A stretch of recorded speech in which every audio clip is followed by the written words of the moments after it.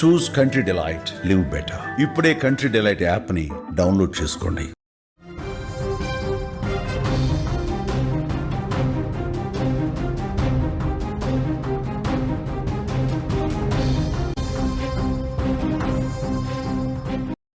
పాకిస్తాన్ పిచ్చి కూతలు మళ్ళీ మొదలుపెట్టింది.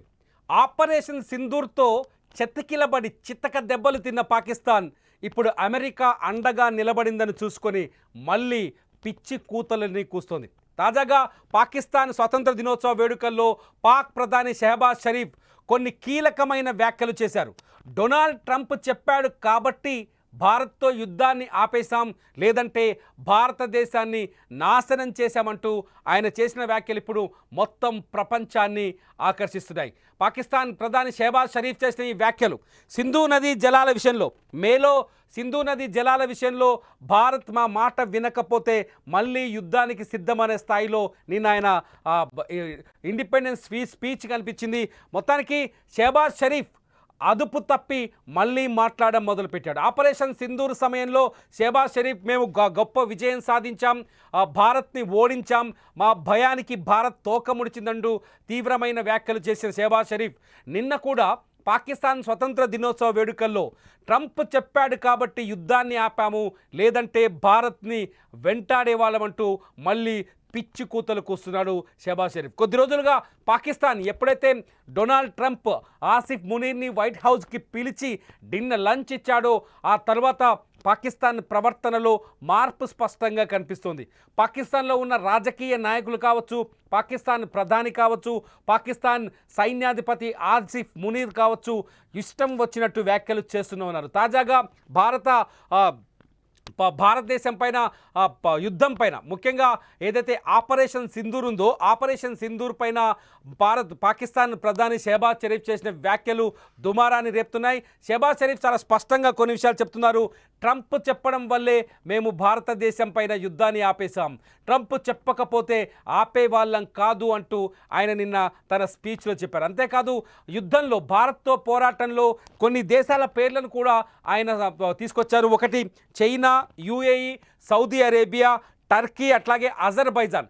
ఈ దేశాలు యుద్ధంలో తమకు పూర్తి స్థాయిలో మద్దతిచ్చాయని, ఆ దేశాలకి ధన్యవాదాలంటూ షెహబాజ్ షరీఫ్ పాకిస్తాన్తో ఉన్న దేశాల గుట్టును కూడా తన వ్యాఖ్యలతో, తన స్పీచ్తో బయటపెట్టారు. మొత్తానికి పాకిస్తాన్ ఆపరేషన్ సింధూర్ సమయంలో పాకిస్తాన్ని కొట్టిన చావు దెబ్బ, భారత్ కొట్టిన చావు దెబ్బ నుంచి ఇంకా పాకిస్తాన్ కోలుకోనే లేదు. భారత్ దాదాపు 9 వైమానిక స్థావరాలపైన, పాకిస్తాన్ వైమానిక స్థావరాలపైన, ఎయిర్ బేస్లపైన దాడి చేసింది. ప్రపంచం మొత్తం ఈ దాడిని చూసింది. అమెరికా కూడా చాలా స్పష్టంగా ప్రకటించింది. అమెరికాలో ఉన్న యుద్ధ నిపుణులు కానీ, అమెరికాలో ఉన్న వరల్డ్ వార్ యుద్ధ నిపుణులు కానీ వీళ్ళంతా చాలా స్పష్టంగా ప్రకటించారు. భారత్ ప్రయోగించిన బ్రహ్మోస్ క్షిపణి పాకిస్తాన్ గుండెల్లో నిద్ర లేకుండా చేసింది, పాకిస్తాన్ కళ్ళల్లో నిద్ర లేకుండా చేసిందని చాలా స్పష్టంగా ప్రపంచ యుద్ధ అనలిస్టులు కూడా చెప్పారు. అంతేకాదు డిఫెన్స్ ఎక్స్పర్ట్స్ కూడా చెప్పారు. అంతేకాదు స్వయంగా పాకిస్తాన్ ప్రధానమంత్రి టర్కీలో పర్యటించినప్పుడు, టర్కీలో ఇరాన్లో పర్యటించినప్పుడు, టెహరాన్లో పర్యటించినప్పుడు, ఇరాన్ రాజధాని టెహరాన్లో పర్యటించినప్పుడు పాకిస్తాన్ ప్రధాని షెహబాజ్ షరీఫ్ కూడా కొన్ని వ్యాఖ్యలు చేశారు. మేము దాడి చేసేలోపే భారత్ మా పైన దాడి చేసింది, మేము దాడికి సమాయత్తం అయ్యేలోపే మా దేశం పైన క్షిపణులను ప్రయోగించింది, మేము మేలుకునే లోపే భారత్ మా నిద్రని నాశనం చేసిందంటూ చాలా స్పష్టంగా ఓటమిని అంగీకరించిన షెహబాజ్ షరీఫ్ కొద్ది రోజులుగా మాట మార్చారు. తన మాటల్లో మళ్ళీ భారత్ పైన బెదిరింపు ధోరణిని ప్రదర్శిస్తూ వస్తున్నాడు. తాజాగా పాకిస్తాన్ ఆర్మీ చీఫ్ ఆసిఫ్ మునీర్ చేసిన వ్యాఖ్యల తర్వాత ఇప్పుడు పాకిస్తాన్ ఇండిపెండెన్స్ డే సందర్భంగా షెహబాజ్ షరీఫ్ చేసిన వ్యాఖ్యలు కూడా ఒక్కసారిగా పాకిస్తాన్కి ఇంత ధైర్యం ఎక్కడి నుంచి వచ్చిందనే చర్చకు ఆస్కారం కల్పిస్తున్నాయి. ఎందుకంటే పాకిస్తాన్తో అమెరికా దొంగ దోస్తీ చేస్తోంది. డొనాల్డ్ ట్రంప్ అమెరికాతో మాట్లాడుతున్నారు. డొనాల్డ్ ట్రంప్ అమెరికా రాయబారులు పాకిస్తాన్లో వరుసగా పర్యటిస్తున్నారు. ఇటు పాకిస్తాన్కి అన్ని రకాలుగా మద్దతు ఉంటామని చెప్తున్నారు.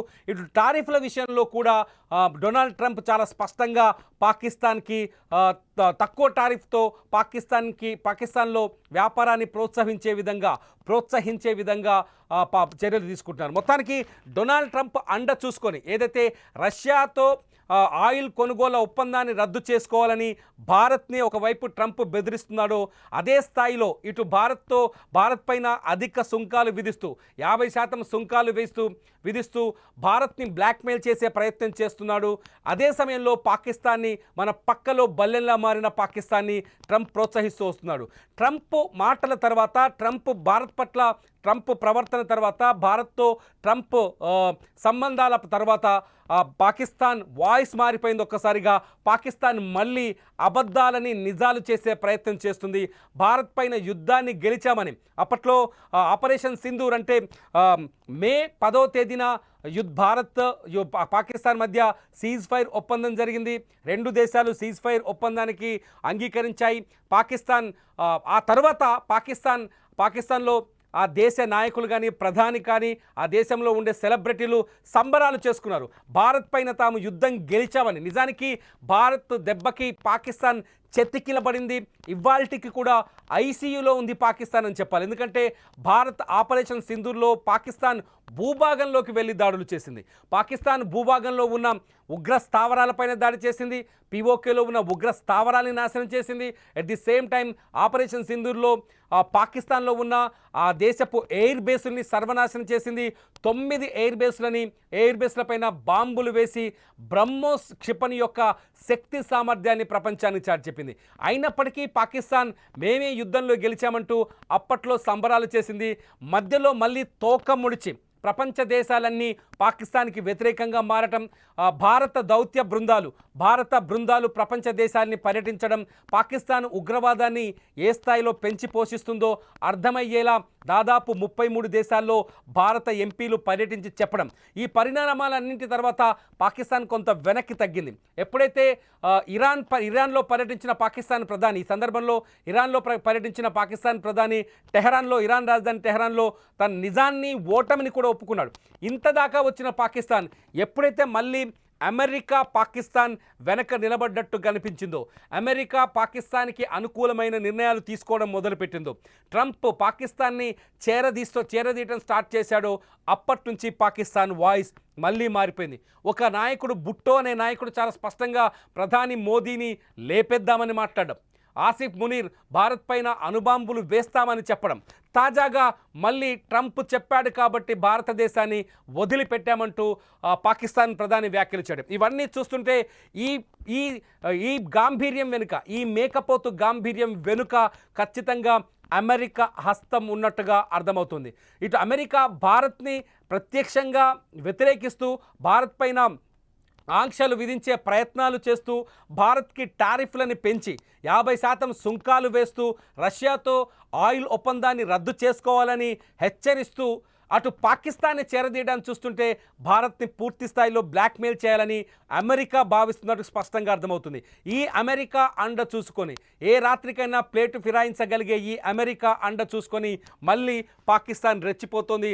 పాకిస్తాన్ ప్రధాని వ్యాఖ్యలు, పాకిస్తాన్ ఆర్మీ చీఫ్ వ్యాఖ్యలు, పాకిస్తాన్లో మంత్రులు, రాజకీయ నాయకుల వ్యాఖ్యలు చూస్తుంటే అమెరికా ఇచ్చిన తాత్కాలిక ధైర్యం వాళ్ళలో కొంత మేకపోతు గాంభీర్యాన్ని ప్రదర్శించేలా చేస్తున్నాయని స్పష్టంగా అర్థమవుతుంది. మీరేమనుకుంటున్నారు?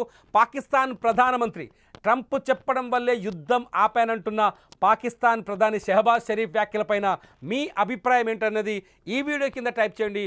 చూస్తూనే ఉండండి లైవ్ అప్డేట్స్ కోసం సుమన్ టీవీ డిజిటల్ లైవ్, అట్లాగే సుమన్ టీవీ లైవ్.